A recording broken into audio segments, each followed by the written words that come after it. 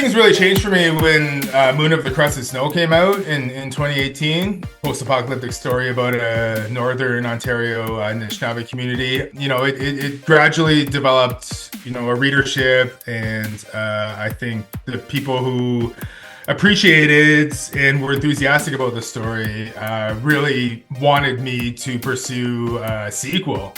And as that sort of momentum built, while I was working at CBC, another path sort of opened for me. And I saw the potential to, I think, write full time, as my main gig. And of course, it didn't magically just, plop in front of me. There was a lot of planning and sort of work I had to do to make that career change. But it was in 2020 that I left my journalism job and started focusing on creative writing full time. And it's just been a huge blessing. Just very fortunate to have been able to have these opportunities, for sure.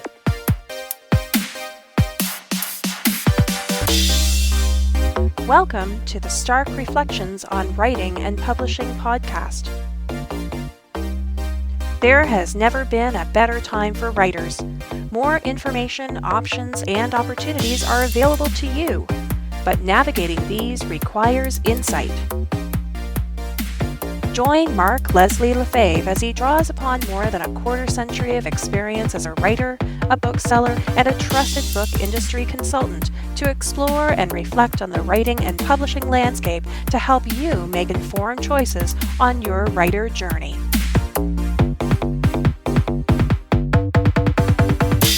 Hello, Reflectives, and welcome to episode 396. This is your host, Mark Leslie Lefebvre. In today's episode, I have an interview with Waubgeshig Rice, an author and journalist from Wasauksing First Nation, and the author of 4 books, most notably the bestselling novels Moon of the Crusted Snow and Moon of the Turning Leaves. And we talk about those books, his writing and publishing journey, the inspiration that led to Moon of the Crusted Snow, Anishinaabe and indigenous representation in arts and media, and so much more. And that's coming up later in this episode. But first, let's hear a word from this episode's sponsor. This episode is sponsored by Superstars Writing Seminars, teaching you the business of being a writer. Superstars Writing Seminars takes place February 6th through 9th, 2025 in Colorado Springs, Colorado. It takes place every year in February in beautiful Colorado Springs. And you can use coupon code MARK1592, MARK1592, to get $100 off your registration. And it's not too late to register for this incredible, intimate conference. Less than 500 people, that's what it's capped at. And it has been a conference I've been going to for well over a decade now, and I'm intimately involved in it. In my schedule, the schedule's just been published. I'll have a link to it, of course, in the show notes, because in addition to my hosting and moderating of this conference, I'm going to be doing the following talks. I'm doing a talk on making the most of in-person and hand selling of your books, author branding for success, and 13 ways authors can leverage drafted digital tools for writing success. Now, I'll also be on the following panels with several other awesome folks. One of the panels is the economics of self-publishing. Another one will be a panel about writers of the future and that opportunity for beginning writers. Another panel on how to sell books directly to your readers. And a fun one I've done similar topics with Jonathan Maybury and Marie Whitaker, different conferences, as well as one we did last year at Superstars. Very similar, but we're going to be doing horror, scaring up an audience. And of course, I'll also be introducing and assisting my big brother, James Artemis Owen, with the endowment auction. We always have a really good time with that auction, and that auction is used as a fundraiser to support the numerous scholarships for Superstars Writing Seminars. It is not an inexpensive conference to attend, but it is one of the best conferences I have attended in my life, and I love it to death. It is about, and Waub and I talk about this in the interview in this episode, it is about community, and it is about connections and interacting and learning about the business of writing and publishing in such an enriching way. But my relationships with so many folks from the Superstars tribe members have been so impactful to me. And I think it's a worthwhile endeavor, which is why I've been so intimately involved with it over the years, and why I'm delighted that I get to MC the conference, as well as hang out with so many of the amazing folks. And again, if you've never gone, definitely worth checking it out. February 6th through 9th, 2025 in Colorado Springs, Colorado. And you can use coupon code MARK1592 to get $100 off your registration.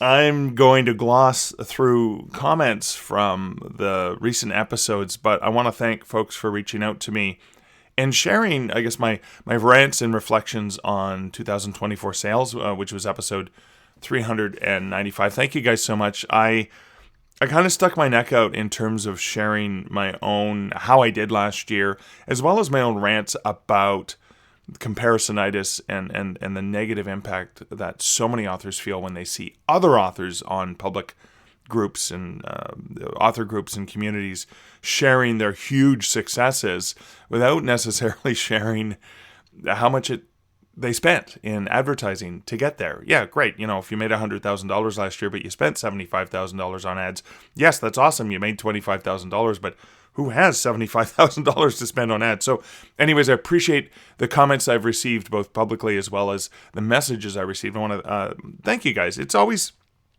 challenging when I go into detail and I share some of, okay, here's the reality of how I did. I did well last year, but even just looking at the Kickstarter and how much I made from it, but how bloody expensive it was. So I didn't really make all that much when you actually look at it. So again, always remembering, and again, I want to reflect on this again, even though I did it for last episode, is we always not put on airs, but we always try to put the filter on and in the stuff we share in social media with a bit of a positive spin. And I'd shared, this book was ranking on Amazon. And, well, here's what it cost me to get to that ranking. So it's not just all sunshine and rainbows. There's a lot of hard work, blood, sweat, and tears that go beneath that. So often writers forget to look at the hard work and the blood, sweat, and tears and the expenses and only look at the success. And then they look at their own success and go, well, I didn't spend that money or whatever. I'm not as good. And I want to remind you, you are good. Okay, so that's but thank you guys for the comments. I really do appreciate that. When I do when I share those sort of personal, intimate things, I love the way that you guys respond. It means so much to me. I'm going to also be very brief. Yeah, right, Mark. I'm going to be very brief on the personal update because I have. This is a wonderful conversation I've been looking forward to for a long time. So thrilled that I could get Waub on the podcast. And so I have a lot of reflections based on our conversation. And the reflections are going to be long. So in terms of personal update, I just got back I was just north of Philadelphia in Fort Washington, near Fort Washington at the Keswick Theater, historic theater in that area, to see the band Why Not and so many other guest musicians from all over the world who basically give their time and they get there on their own dime to get to this theater to do this benefit concert to raise money in honor of Neil Peart, to raise money for the research for the brain cancer that took him away from us 5 years ago. And there with my dear friend Kevin Anderson, and Kevin co-authored books with Neil, and we were there to sell books, and of course the 50% of the proceeds from the book sales went to support the cause. So did so many other. There was an auction and all kinds of stuff. But what an absolutely amazing experience! And I'll be reflecting on, and we talk about community, and we talk about that. Waub talks about being welcomed into the Canadian science fiction and fantasy community. And I feel the same way about Michael, who was the companion of Neil's who went with him on many motorcycle tours, and I've read about stuff. I felt like I knew Michael from Neil's writings over the years, and so many of the other folks. And Kathy Rankin, I had on the podcast back in November. You may remember she had released a song dedicated to Neil and her nephew, and getting to hang out with Kathy and her husband John, and so many of the amazing people behind the scenes, the stage crew and the musicians and the organizers and all the people who put this on. Just so many amazing people who've welcomed me so beautifully into that community, because we all share a common love for Neil Peart and for Rush, and admiration and respect, and we're all there as a family, basically. And I feel like it was only my second year returning, but I felt so welcomed. And it's a reminder to me, and through that, as well as what Waub's going to talk about. Okay, sure, I'm pre-reflecting here, but it's a reminder to me of just how important it is when you're part of a community already, and somebody new comes in, just to make whatever small gesture you can to reach out to them, to make them feel welcome. It doesn't take much for me, for example, as somebody who's comfortable already and already part of the community. It does not take much to reach out my hand and to welcome someone or to acknowledge them. And that little gesture can just be so powerful. I know I've been blessed and on the receiving end of feeling welcomed in that way. Waub talks about this as well later in this interview. And just remember that. It doesn't take much for you to do something little, something small, to make somebody else feel special, important, and welcome. And I have to tell you, when I reached out to Waubgeshig and asked if he would come on the podcast, I was nervous. I was scared. I heard him talk numerous times. I was so inspired by his writing, and by the stories he shared. I want you to come on my podcast. I want you to share those stories with me. And I was so honored when he said yes. And so I get to honor you with this amazing conversation that we just had back in December of 2024. And so, without further ado, let's roll the bumper and let's get into this wonderful conversation that I got to have with Waubgeshig Rice.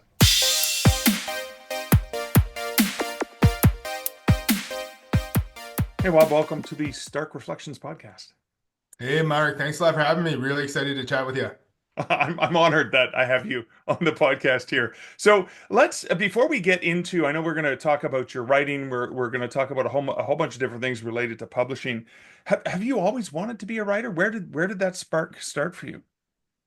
I think it really started in high school for me. I really enjoyed English class, coming into grade 9, grade 10 and all that. And just the novel studies that we did, the creative writing assignments were always fun.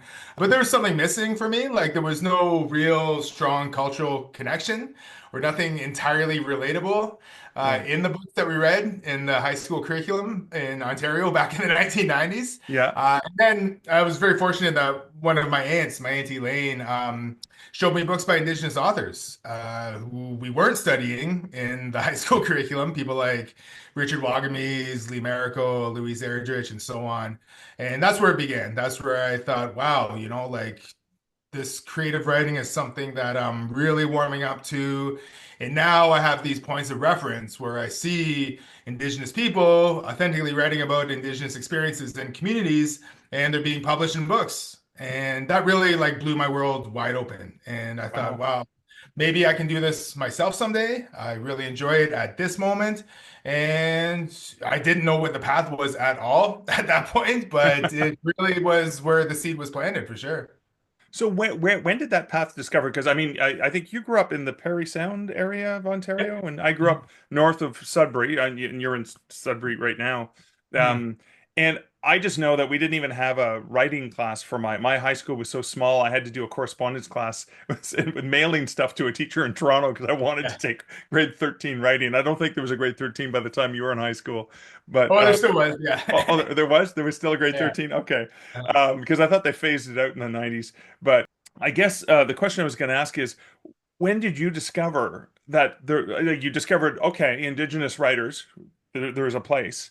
But when did you discover that this is something you could do, and how did you first start submitting stories? Because I mean, I remember typewriters and Canada Post. Yeah.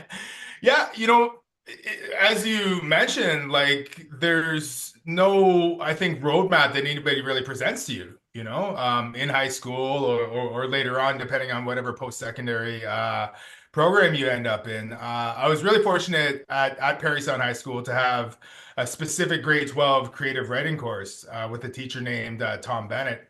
And I think that's where I first was exposed to like the idea of craft, quote unquote, Right. whatever that means. And that really helped me like structure short stories. It helped me like map out plot and develop characters and so on. But it was a long time before that turned into like actually writing things out and submitting them and so on because I got sort of sidetracked by a whole other career in journalism, right? Yeah, And yeah, I ended up going down to Toronto to what's now Toronto Metropolitan University for journalism right. in late 90s in 98 and I graduated in 2002 and Okay. started working in the field, pretty much right away. And I think journalism obviously became my main focus at that point, but I was still like dabbling in creative writing, Right, moonlighting, right. having it as my hobby in the evenings and on the weekends and so on, but still like not knowing how to do it. And I think I was really fortunate living in Toronto at the time in the early to mid 2000s, getting to know a lot of artists, writers, visual artists, musicians, and so on. People who were really tuned into, I guess, the whole arts sector and the grants opportunities. And I applied for my first writing grant from the Canada Council in about 2004, I think. And that's where it opened up for me. And just getting to know people and asking questions about how to submit a draft, who to send it to, and so on. It was really grassroots built for me. It was really a manner of getting to know people in the community around me and having the courage and confidence, I think, to ask them and to lean on them for advice and really get pointed in the right direction. Wow. So 2004, I guess, was when that started. Your first was your first book, was that Midnight Sweat Lodge? Was that like that collection of short stories? Yeah, that was my first book, and that's what I got, my first grant for was to essentially revise the short stories I wrote back when I was a kid, high school kid on the res, Yeah. doing these creative writing assignments for high school. And I sort of envisioned, updating some of those stories, putting them into a cohesive collection with this like threaded narrative through them. And yeah, Very that's what, Canadian. Very Canadian, by the way, right? The short story, yeah. like what Stephen Leacock and Alice Munro, and I'm Awesome. thinking about all of these people that we read in high school. Yeah, I honestly think that was probably the influence. I thought that's the first step you got to take because Right. you read so many of those short stories in high school, right? And even in university too. I think that I really gravitated towards that, and that just seemed like the natural first step. It was just so funny. I tried to get into what's now Toronto Metropolitan University, but you had to have really good grades to get in because I applied for journalism there, and they just ignored me like, "Oh, wait, little boy." Carleton wouldn't even accept me in their journalism program, but they brought me into English. I'm like, "Well, all right, I may as well get an English degree." So, There you go. but I had the same thought as you, like, okay, I love writing. Maybe I can write for a living with journalism. Mhm. But that worked out for you, journalism. At what point did that change for you? That journalism wasn't the forefront, but then creative writing became more of the forefront. Things really changed for me when Moon of the Crusted Snow came out in 2018. Post-apocalyptic story about a Northern Ontario Anishinaabe community. It gradually developed, a readership, and I think the people who appreciated and were enthusiastic about the story really wanted me to pursue a sequel. And as that sort of momentum built while I was working at CBC, you know, another path sort of opened for me. And I saw the potential to, I think, write full time, as my main gig. And of course, it didn't like magically just, plop in front of me. There was a lot of planning and sort of work I had to do to make that career change. But it was in 2020 that I left my journalism job and started focusing on creative writing full time. And it's just been Wow. a huge blessing. Just very fortunate to have been able to have these opportunities for sure. Cool. So you talk about 2020, and I know because I've heard you share the backstory of the inspiration for another event like 2020, at least in this part of the eastern, northeastern North America. Yeah. So I want to, yeah, let's dig into that first because Moon of the Crusted Snow. I remember reading it, and I remember just feeling so. I mean, it felt like an area I was familiar with because it was an Cool. area I was familiar with, but it was also about something I was not as familiar with. Like growing up on a reservation and the indigenous communities and stuff like that, that I was always adjacent to, but never Mhm. really had insights to. So tell us about Moon of the Crusted Snow, because I think it's an amazing novel, and all my listeners should go out and buy the book or get it from their local library or however they can get their hands on it. Amazing Oh. novel, and then they can enjoy the sequel. But let's talk about that because I love the inspiration you share about what kind of inspired you to come up with this. Yeah, well, thanks a lot for those kind words, Mark. It means a lot that you love the story. I'm honored to hear that from you. The main, I think, event that inspired the story was an actual blackout, what's come to be known as the Northeast Blackout of 2003. I was living in Toronto at the time, working as a freelance journalist, and the day the blackout happened, I was actually back home in Wasauksing near Parry Sound, where I grew up. House sitting for my dad and stepmom who were on summer holidays. I was there with my two younger brothers, and the power went out on this like sunny, calm afternoon in mid-August, and we're like, that's kind of weird, Power usually goes out when there's high winds or storm, whatever, right? So we just noted it at first and then, didn't think too much of it until we got bored, right? Until we couldn't turn the Xbox back on or, watch a movie or anything. And we thought, well, let's drive into town. Parry Sound's a 10-minute drive away. Let's go see what's happening there because we need something to do.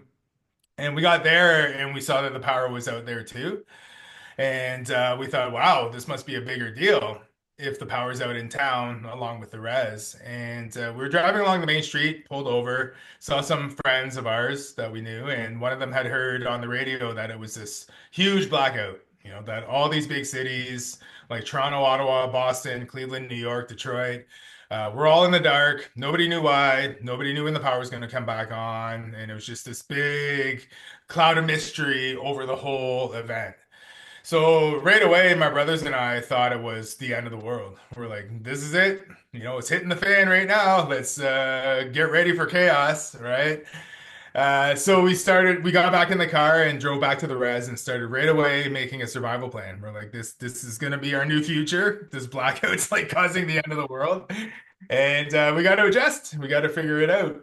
So we did all these things when we got back to our dad's place, like, made an inventory of all the food. We gathered firewood from the backyard because we're like, this is how we're gonna have to cook now. And, just did all these preparations for survival. So the day went on, and we're thinking about, and the power was still out. It was still totally dark at nighttime, and we're talking about what we're going to do the next day. And we're like, well, let's do another round of check-ins, because we, checked in on our grandmother and some aunts and uncles and so on. And then let's go fishing because like that's all we're going to be eating from now on is fish, you Yeah. know? So yeah, and as we thought about that though, we're like, holy geez, this is the best place to be for the end of the world because we can get our food from the bush. We have resourceful people around us who know how to make medicine from the bush. Like if we run out of Tylenol, our auntie knows how to get bark off that tree over there to make pain relief medicine, or use sumac berries to make pain relief medicine. And we thought, this community isn't that far removed from, the days of no hydro anyway. So let's just hang out here until the chaos subsides, right? And it was a pretty cool like revelation that we had because when you grow up on the res, especially back in the 80s and 90s, there are all kinds of stereotypes, all kinds of mythologies that you got to deal with about who you are as an indigenous person, how the rest of society sees you, sees the res, etc. And the general stereotype is like the res is this dangerous place of violence and despair. Whereas, it's the opposite in many examples, right? So at that point, I had left to go to Toronto to go to school and start my career. And then coming back for that moment was like so enriching and so fulfilling and just heartwarming to be reminded of the talents and the beauty and just the resourcefulness of the place and how it's a safe haven at the end of the world, which we thought it was, right? So just that sort of mental shift for me back to my upbringing and my roots really inspired me to think about how I want to portray that perspective of the res somehow, some way, right? And back Right, then I right. was 24. I wasn't an author yet, but I sort of just planted that seed in there and just sort of let it gestate. And that's really the moment that started Moon of the Crusted Snow, essentially. I love that. You were, had you been in Toronto, it would have been a completely different experience because I was working in downtown Toronto when the power went out, and it was a bit more chaotic. I think, and one of the things, and I think this is one of the defining things in the community in your novel, is there is a sense of community. There is a sense of coming together. There's also an existing sense of isolation because they don't know what's Mhm. happened down Mhm. south. They don't know that the big city, Toronto, is in chaos Mhm. because the power's gone, and that's kind of the. I mean, like you said, you could go fishing, you could go hunting, you had access to firewood. Where do you get stuff like that when you live in a city? Yeah. So, let's talk a little bit about that aspect of the novel. So the premise obviously is the power goes out. We don't know why. It doesn't matter, actually. You explain Mhm. it in book two, but it doesn't Mhm. really matter. It's just gone. Deal with it. Yeah. Yeah, and I think that geography was a really important part of the development of the plot. And I think solidifying that setting too. Yeah, And I really love how you said it felt familiar to you because, that's exactly what I was going for. Like even though it's a reserve, you don't have to be from a reserve to understand what the story is or what the stakes are, right? yeah, But that there's that familiarity for someone like you who's from the north. Yeah, that's super cool, and I think that's what I was trying to do as a writer is just like provide this moment, this flash of this experience that some people may remember, show what the stakes for survival are, and express, the heartfelt spirit of community that has withstood a lot of violence historically and is able to help these people through this particular moment, yet another moment of catastrophe in their history. yeah. Um, going back to like the gestation of the idea, when I first thought about writing the story, I thought, okay, I want to write about a community like mine, in central Ontario on Georgian Bay, beside a town, only a couple hours north of Toronto. But it didn't feel like the same kind of vibe I wanted the more I let that sit in my mind, because in reality, if that blackout actually was the end of the world and chaos ensued, the story would be over much faster than the actual story I wrote Right, because of that proximity to urban Canada, right? right, yeah, So in that sense, I made the decision to place it in far northern Ontario, have that separation from the South and from the urban core, and just show like what that socioeconomic, political divide can be between indigenous communities in the north and the cities to the south, but also highlight the strengths of being able to be in the bush and that resilience for survival as a result of those time-honored skills. yeah, yeah. So yeah, that was beyond the decision to place it from like the Great Lakes to way up north. And to me, like it helped me really dive into some of those issues, those themes, et cetera, et cetera. And I think it provided a different pacing to the story that I also had to learn how to work on, Yeah. and so on, you know. And as a writer, pacing is almost everything, especially when we're working in specific genres, Yeah. right? Yeah. So that was a really fun learning experience for me too. Wow, wow. I'm going to want to get into some of the mechanics and logistics of the publishers and stuff because the second book was published by a different publisher. We won't get into that yet.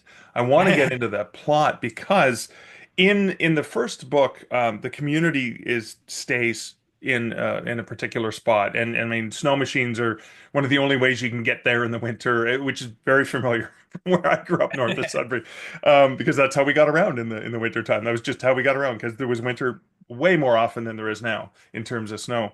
But in the second book, there's the moving. So you address another theme or another issue of having to move.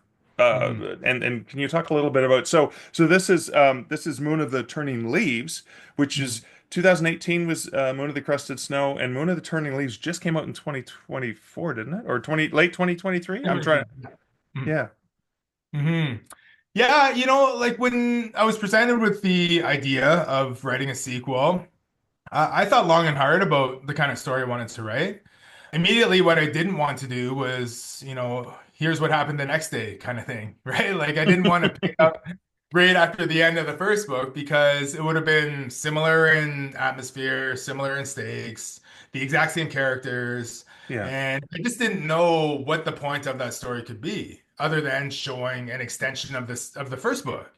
So I thought, what would be a fun sequel for me to write, like selfishly, So it was like putting it farther into the future, being a little more speculative, thinking about how the world would change 12 years after a world-ending blackout, and how this community could evolve and adapt on its own, yet at the same time still be faced with more potential consequences of not only the blackout, but their choices to live in the way that they do in response to it, and so on, right?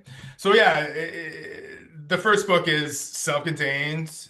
The action comes to them. They have to make their decisions as a result of, these invaders. Some helpful, some not so helpful.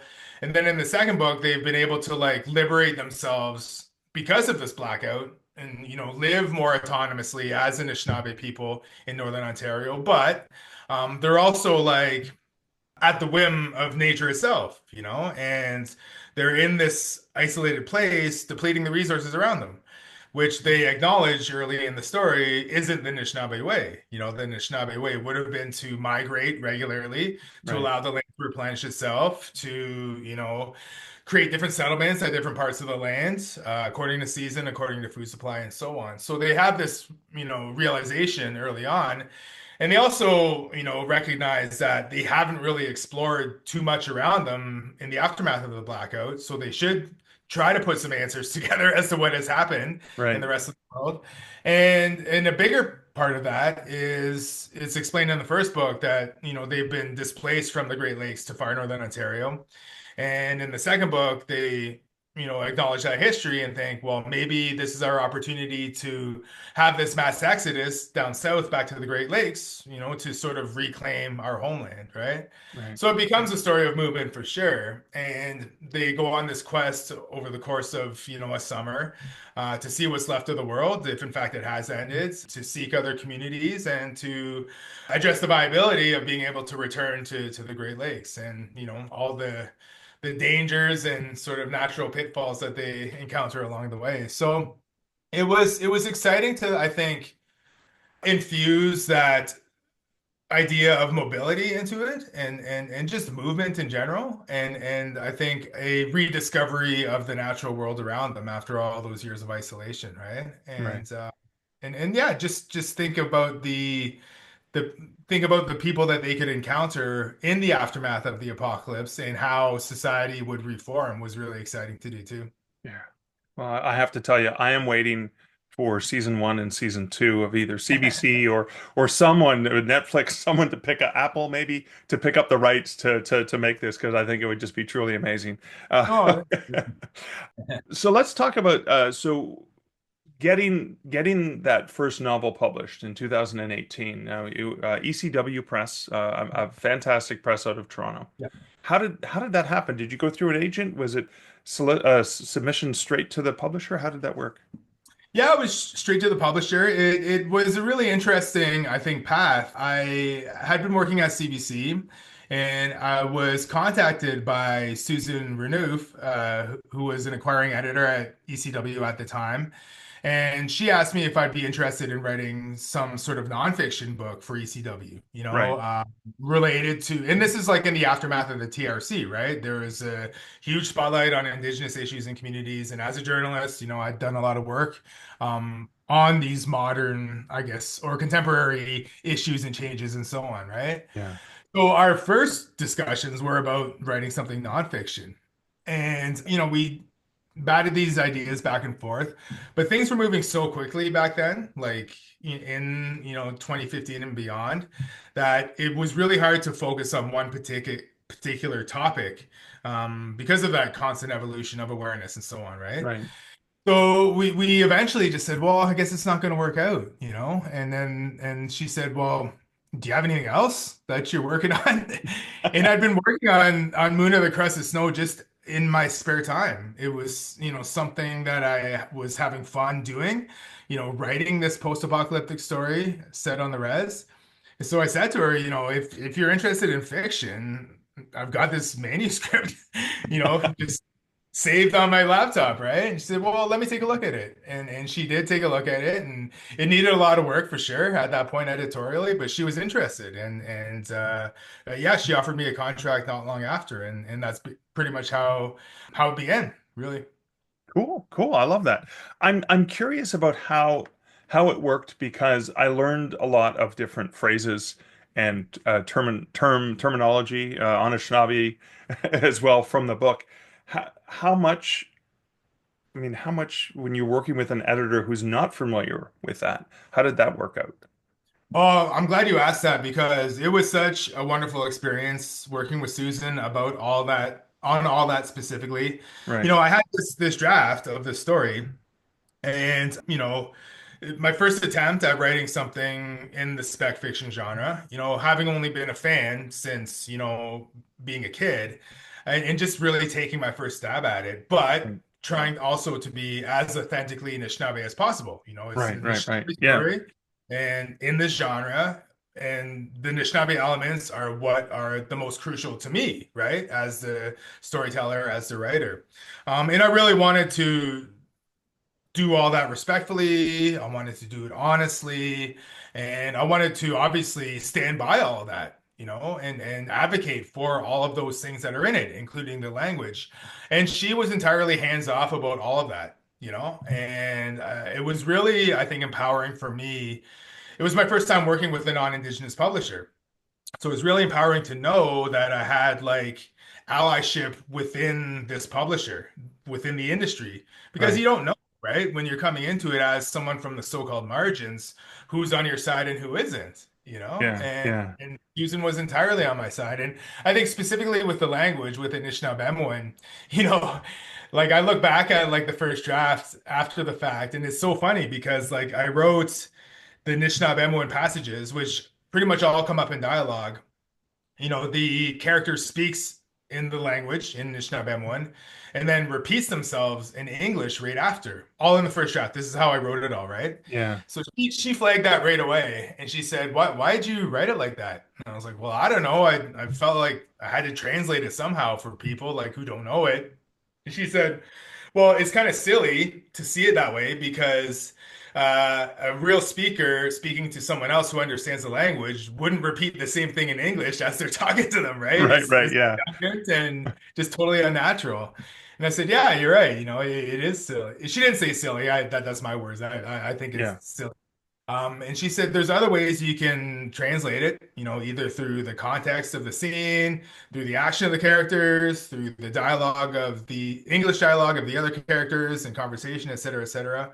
She said also you don't have to translate it if you don't want to. Like let your language stand proudly on its own in Yes. this English text. And yeah, it was just so amazing, to have a white woman in her 60s in Toronto, telling me these things about my res experiences and Yeah. the elements that I wanted to stand in the story. And yeah, it was just amazing. And that really, I think, has empowered me to stick by that to this day.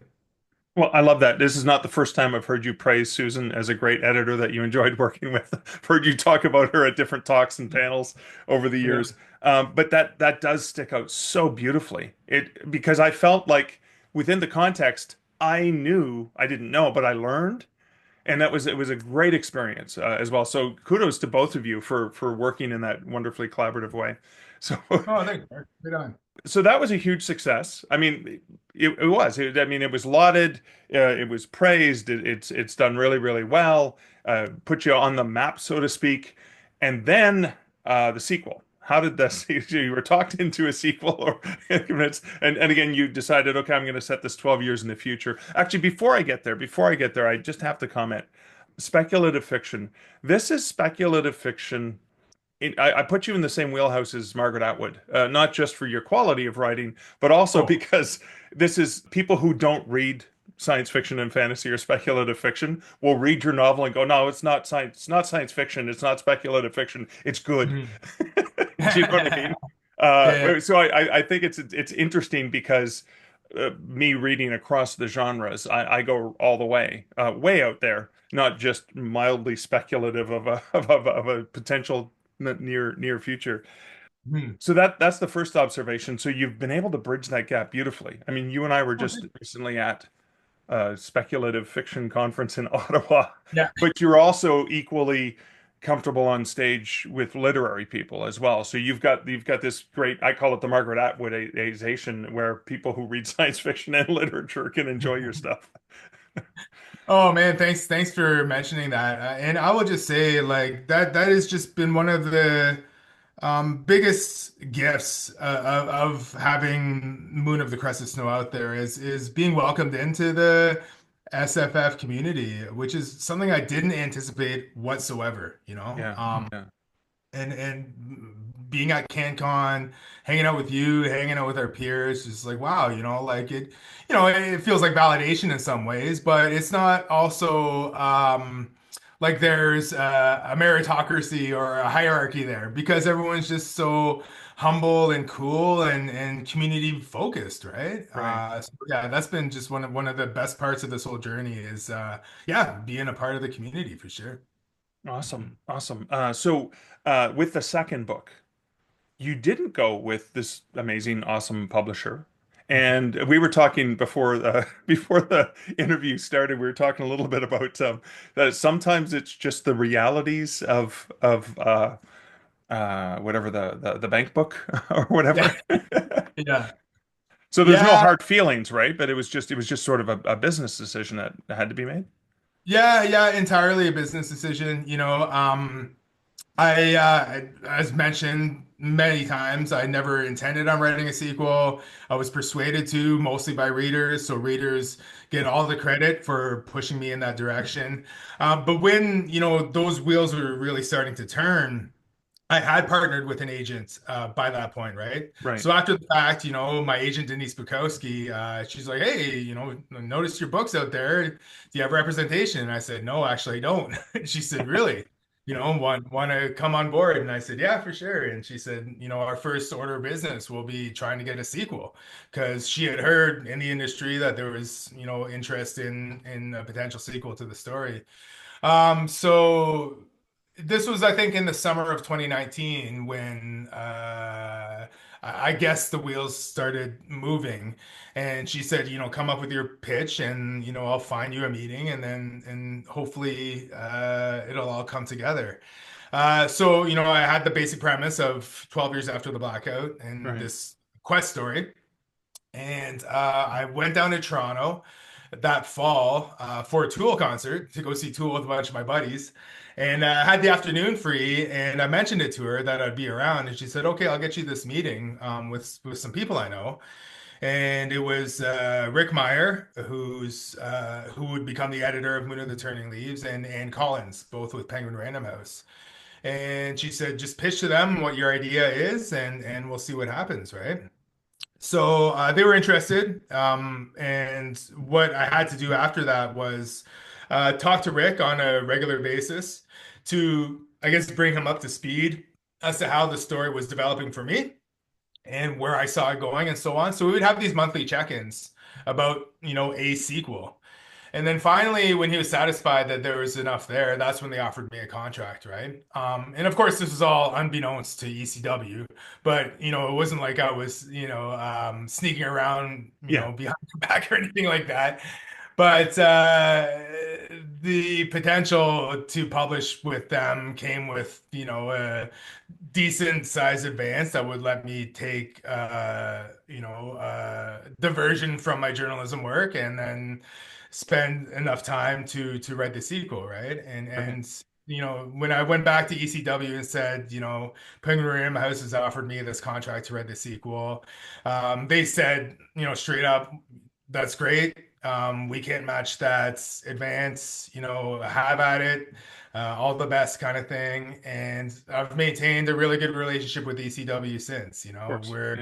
Yeah. we're in touch about, the ongoing attention that Moon of the Crusted Snow gets, and I wholeheartedly support them and all their catalog and all their people internally because they're all wonderful. And yeah, I think it's an ongoing partnership that we all work with, right? In terms of Yeah. having these two stories out there that are part of the same package, Yeah. and Yeah. I hope to serve as like a common thread between these two publishers somehow, Yeah. and advocate for both of them, obviously. Yeah. The bigger one maybe doesn't necessarily need my advocacy or my voice, but yeah, that's basically what it all came down to is Right. when Rick was satisfied that there's enough for a sequel, he said, okay, here's what a contract would look like, and here's the advance that we would offer you. Yeah. And for me, the writing was on the wall that this is my only real shot at this Yeah. to make a living as a full-time author, to leave my journalism job. And obviously, I had many discussions with my wife around all this, and Yes. we sort of lined everything up to make that transition. And fortunately, it worked. And it's been almost 5 years now since I made that leap. Wow. But yeah, it's just, interesting how the industry works, right? Like, as you know, there are so many different paths to getting published, so many different things to navigate. But what I've learned after all these years is the relationships that you form and the commitments that you make are really crucial, and you have to uphold them in a good way. And you have to be a good community member, a good partner, and maintain all bridges in all directions because you just never know where things are going to go, right? Yeah, exactly.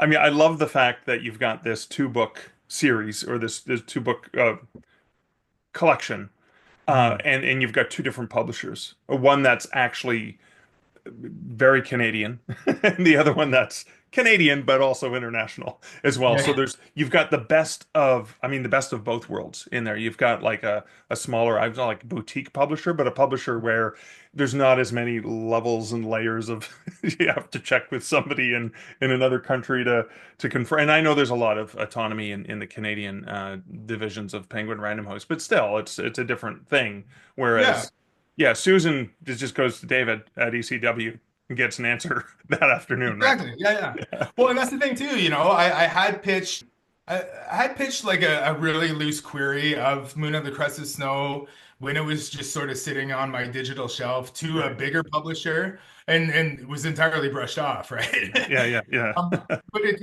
takes like a publisher like ECW to take a chance on a story that Yeah, maybe other publishers would not be familiar with, right. and like they gave it a home and changed my life essentially, right? So I'll Yeah, always give them a shout out no matter what. for sure. I love both those publishers and I love both of those novels. But you're working on something new. Let's can we dig into what you're working on now? Well, give us a little teaser. Yeah, for sure. It's a diversion from this sort of post-apocalyptic Yeah. saga. Kind of need a break from it. Yes.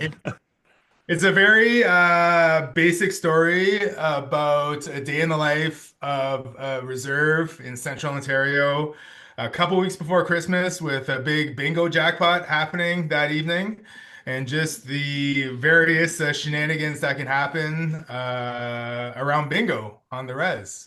Really? growing up on the res, bingo is a big thing, Yeah. obviously. And I think what I want to do beyond just a story about bingo is like offer the humanity and the day-to-day silliness that can occur on the res. And my Yeah. intention is to make this a comedy, which Really? is Okay. hugely scary for me because Right. I am I guess a little self-conscious of how funny maybe I am or whether I have the skills to be funny, so it's a bit of an ambitious jaunt, but I'm having fun doing it. And Random House will publish it. They're aiming for the end of 2026 if Okay. everything goes according to plan, but we'll see. But Oh, then, I definitely will get back to the moon. We're calling it the White Sky Saga in general, yeah. just for uniformity. I will get back to that someday. Oh, And really? yeah, Oh, yeah, I have like a few ideas for other books in the series. Whether all of those or none of those work out, we'll see. But yeah. yeah, definitely gonna get back to it because like they're the stories that changed my life, and Yeah. I feel like I owe it to the readers, obviously, but also to the world that, I've been fortunate to imagine and the characters within it to try again in the future. Well, I would love to return to that world as well, but also just to get into any of your writing. So I can't help but think of when you talk about bingo and you talk about the res and I'm remembering reading Thompson Highway's The Res Sisters. Yeah. Manitoulin Island was where that was set, closer to where I'm from north of, or just outside of Sudbury. But because that was when I learned how popular bingo was. Yeah. Did you ever see the stage play version of that? Or I have. yeah. The Budge Theater Group that's based on Manitoulin Island. They brought a production of it to Wasauksing back in the late '80s. So I remember being a kid and watching it in our community hall. Okay, all right, Yeah, being performed, and yeah, like core memory for sure. Seeing yeah. something like that. And I recently reread it as I was doing research for this book. Yeah, So because I imagine there's going to be a lot of people like, ooh, it's like yeah, if you like the Red Sisters, you're going to love, exactly. right? So, Hopefully, yeah. Holy geez, it would just be an honor to be in the same conversation. Absolutely. oh, awesome, awesome. Thank you so much for hanging out with me today. Before we go, just a few last questions. The second last question is. For any writers who are listening who are, they're sitting on the manuscript or they're working on the manuscript while they're doing their journalism or day job or whatever it is, what advice would you give to aspiring writers out there? Oh, like just stick to it. Like enjoy the process. Remind yourself that you're creating something that will hopefully be read by others and give them joy. But most importantly, make sure you derive joy from the whole process. That it's a story, you believe in and that you want to write, and that the fact that you're engaged in the process totally validates it, in my opinion. Everybody can be a writer, in my opinion, right? And it's just ensuring that you carry the passion and the love for it with you at all times and ensuring that you can devote that positive energy to creating something that you love too, so the journey is long, the journey is varied. There's, as we talked early on in the conversation, there's no one direct path to becoming a published author, right? There's so many different ways you can take, but just believe in your story and believe in yourself and you'll get there. Awesome. Thank you for that. And final question is, where can my listeners find more of you online? Yeah, I am on Facebook. You can find me there at Waubgeshig Rice, on Twitter or X now at Waub at WAUB. I'm also on Blue Sky, which I'm spending more time on. Find me there at Waub too, and on Instagram at Waub at WAUB. And my website's just waub.ca, waub.ca. Awesome. And I will have links to all that in the show notes. Thank you again so much for hanging out with me today. Oh, Mark, this has been so fun. Thanks for having me. It's just an honor to spend time with you again.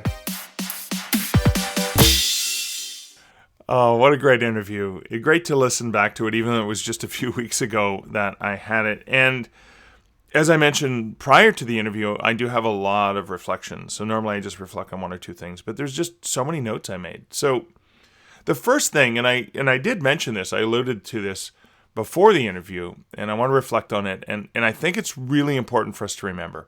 And it was my, being starstruck by having Waubgeshig on my podcast. Now, I've interviewed and I've worked with, I've introduced, and I've spoken with thousands of authors in my book-selling career, which started back in 1992. I mean, the likes of Margaret Atwood, David Suzuki, Alice Munro, Rohinton Mistry, Michael Connolly, Peter James, Linwood Barclay, Kelly Armstrong, Andrew Piper, Larry Niven. I mean, the list goes on and on. But I still sometimes get intimidated asking someone that I feel is like a big deal author if they'd come on my podcast. Now, I read 2 of Waub's novels and absolutely loved them. And I'd heard him speak on radio and at author events and also briefly, chatted with him a few times, while getting my book signed or whatever. And I was just so impressed and inspired by him that it set off my imposter syndrome complex. It's the one that we all have in approaching our heroes. I've overcome it countless times, of course, over the decades. Heck, I'm good friends with New York Times and multi-award winning authors like Kevin J. Anderson, Dean Wesley Smith, Christine Catherine Rush, Robert J. Sawyer, and that list goes on and on as well. But that insecurity never goes away. Waubgeshig was never, of course, anything but kind and generous, and never did anything to make me feel that way, to make me feel less than, I guess, just being awesome and inspiring, so I intimidated myself. He was always kind, he was gracious, and extremely friendly in every interaction I had with him. Greeting me with a big smile and pleasantries, and yet I was still feeling like that geeky kid. The geeky kid in a teenager in high school asking someone that they had a crush on to go to the dance with them. And the reason I'm sharing this with you is I think the lesson here, the reflection, the lesson is twofold. One, no matter what you do or achieve or whatever rank you get to, that imposter syndrome never goes away. Come on. In book selling and writing, I've held high-profile roles, such as president of the Canadian Booksellers Association. Now, for several years now, I've hosted the annual Aurora Awards. Been the director of author relations at Rakuten Kobo.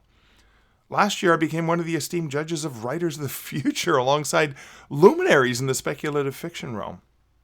And many people in the indie author community recognize me from my roles in the industry and my long-term advocacy for indie authors. And yet, I still feel like a beginner, an imposter. So it's important to remember that feeling that you perhaps have is likely never going to go away, no matter what you achieve or what you accomplish. It's important to remember that. Now, I wanted Waubgeshig to come on my podcast because I knew our conversation would be of value both to me and to you. But I was nervous about asking. Despite the nervousness, I asked, and Waub graciously accepted. Had I not asked, this is the lesson, I would have been self-rejecting. What's the worst that can happen? I ask and he says no, or he's too busy, or whatever, can't do it. At least I tried. So please remember, in your own journey, do not self-reject. Okay, next reflection. This was important. This is something I discovered or I thought about, and I heard Waub speak about it as well. So this is a post-apocalyptic novel for most readers. But for Anishinaabe and other indigenous peoples of North America, they've already been living in a post-apocalyptic world ever since the colonizing settlers invaded their lands from Europe, took the land, terrorized their people, forever changed their lifestyle. They've already been displaced and had to adjust. And, these are things I knew, but this novel helped me understand it in a more intimate level by seeing it through the perspective of the characters. And that was so eye-opening to me. Now, I mentioned how I grew up in mid-northern Ontario in a community north of Sudbury, and I grew up with every possible racist, prejudiced, negative stereotype about local indigenous folks in my community. I don't feel good about having had that perception. And it's been literature and it's been books often that have helped me understand it. I remember, it wasn't until I was in university studying English language and literature that I read Thompson Highway's The Res Sister. And again, it was like, oh, Manitoulin. I've worked in tourism in Manitoulin. I'm very intimate with this. And it wasn't until I could see that story through the hardships and the heart and the community and the humor that appeared in Thompson Highway's The Res Sisters. And then, reading Moon of the Crusted Snow, and I just remember going, oh yeah, this is so familiar, and yet not familiar. So the reflection here is, I've fortunately, and I have flaws like you wouldn't believe. I have prejudices and things I still have to continually work to overcome. But that reading Waub's novels and learning from him and talking and listening to him in interviews that he's done have really helped me learn more about things I thought I knew, and I get to see them from a fresh perspective. There have been studies that show that people who read novels can become more empathetic, can understand, because again, you're right in there with the characters, and you're feeling and learning and the value. So the value here is not just for me as a reader or you as a reader. It's also a value for you as a writer. The things that you write, the stories that you can share can help the world become a better place, because you can share a perspective that nobody else has. Waub and I both grew up in a very similar region or tropical area of the world. We had different experiences, and I learned more about the perceptions of where he grew up near Parry Sound compared to what my perception of what that world was like. So again, just the power of what literature and stories can do. And remember, you have that power, dear writer. So that's an important reflection that I wanted to share. The next thing is how editor Susan Renouf and Waub had been in discussions about a nonfiction book, right? So, based on a connection they had in the writing community, because Waubgeshig was working for CBC Radio and had probably met Susan through the community. Anyways, they're working back and forth on what that nonfiction book might be. And then, eventually coming to the realization, perhaps that's not going to work. But then Susan asked, well, what else do you have? That magic question. Waubgeshig had been working on the first draft of the novel for Moon of the Crusted Snow, which he showed to her. And that's where it all began. That is also how publishing often works. It's not necessarily a direct path, but a twisting system of circumstances that involves something that I've long preached about. Relationships, real connections with people. One of the reasons, and I've mentioned this in recent episodes, one of the reasons I recently signed a book contract with Wasauksing First, a publisher out of Hamilton, Ontario, to write the book Ghosts of the Great Lakes, is most likely because I've known the publisher for several years, and we've worked together. We worked together on the professional advisory committee for Sheridan College's honors degree program in writing and publishing. Incidentally, that's how I was lucky enough to first meet Waub in person via a Sheridan book event. But Noelle from Wasauksing First, I've been involved in the Hamilton literary community as a bookseller and writer, and interacted with and gone to parties with Noelle, etc. over the years. But Noelle had this idea of wanting to publish a book of ghost stories about the Great Lakes. Noelle also knew that I'd penned half a dozen true ghost story books for Dundurn over the years. And so we just started talking about her idea. And since I was no longer beholden to Dundurn with my ghost story books, so they passed on 2 proposals I sent them, which kind of released me from the very specific right of first refusal clause that I had in my contract with them for my last book with them. And so in my chats with Noelle about such a book, we realized that, I was able to offer the book to her or accept the idea of the contract for it. And then we realized that it was going to be a really fun project to work on.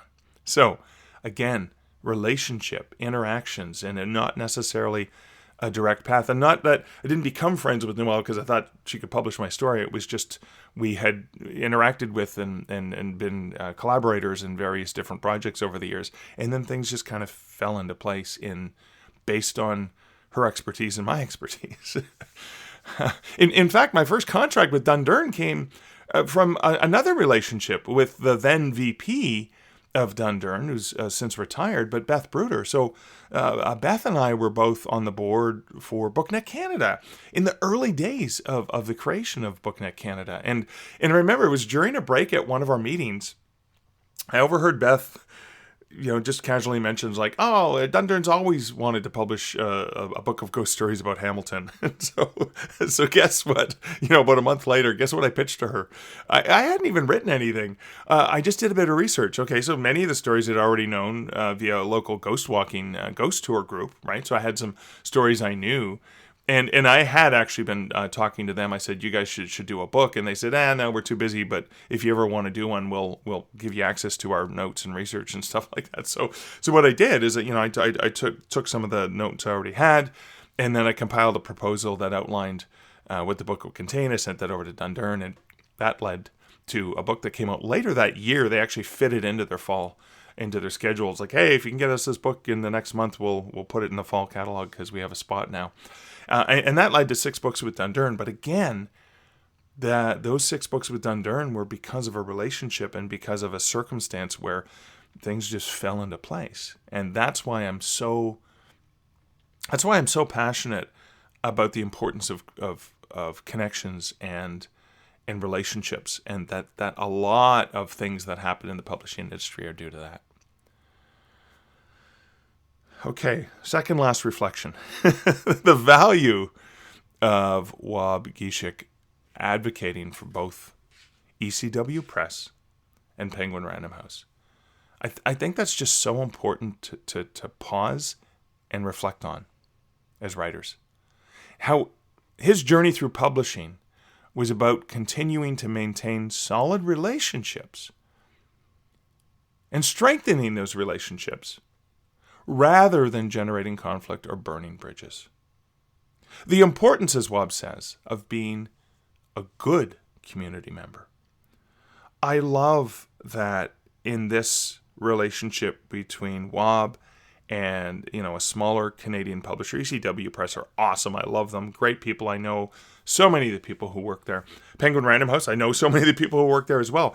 They both do incredibly great work in different ways, and obviously one of them has a much bigger operating budget and operation than the other. But I love the fact that Waub can be an author who can celebrate the success, and they can celebrate his success as an author, and everyone benefits. It's not like he left ECW behind. I mean, obviously, Moon of the Crusted Snow is still an amazing novel, and there's a sequel to it, helped sell that book. We do know that from book industry stats, but I love that relationship. And again, being a good community member as an author, something we can learn from. And then the last thing is just the advice that Waub shared for writers, which again, something that I repeatedly say, but I want to reiterate, is Waub says, make sure that you derive joy from the process of writing. And it's been evidenced to me over the years in my own projects that I've worked on and so many different writers that I talk to.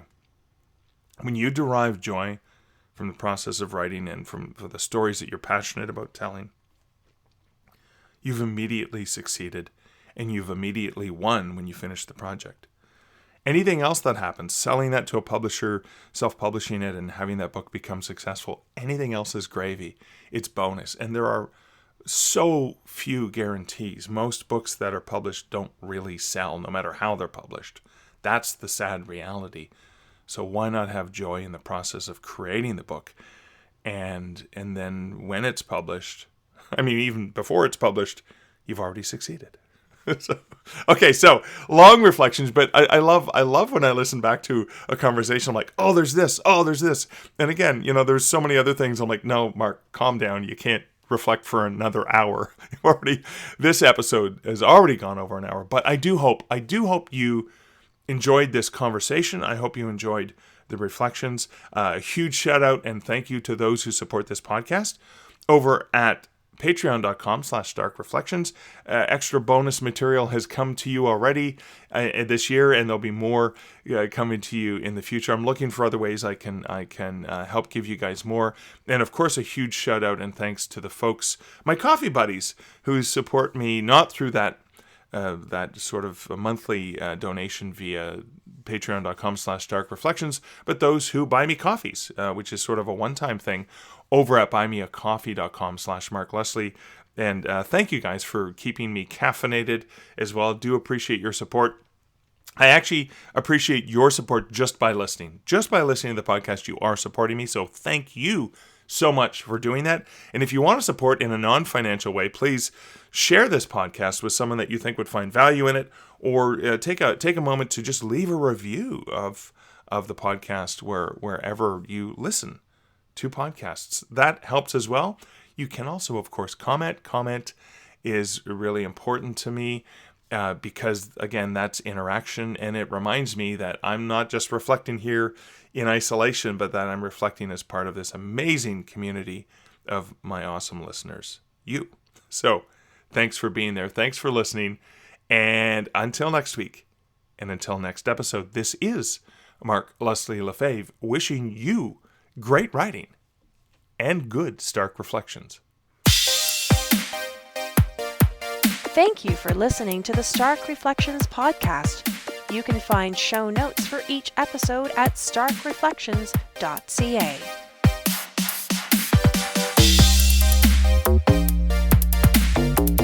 The music for this podcast, Laser Groove, was composed and produced by Kevin MacLeod. Check out more of Kevin's great music at incomptech.com.